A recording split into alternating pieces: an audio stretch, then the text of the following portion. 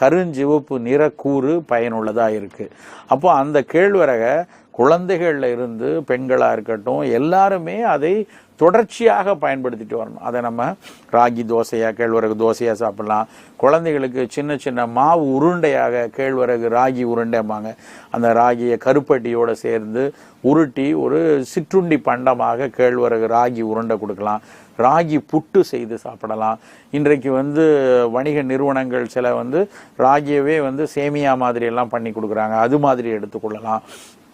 ராகி தோசையாக உளுந்தோடு சேர்த்து தோசையாக வார்த்து நம்ம சாப்பிடலாம். கொஞ்சம் திடமாக ராகி அடைன்னு சொல்லி நிறைய முருங்கைக்கீரை வெங்காயம் அதெல்லாம் போட்டு அடையாக தட்டி சாப்பிடலாம். ராகி மாவுலேயே சப்பாத்தி மாதிரி போட்டு சாப்பிடலாம். ஏதாவது ஒரு வகையில் தினசரி காலை உணவாகவோ இரவு உணவாகவோ இந்த கேழ்வரகு சேர்ந்த உணவை நம்ம எடுக்கும்போது அது அதில் நம்ம கிடைக்கக்கூடிய தேவையான உடலுக்கு தேவையான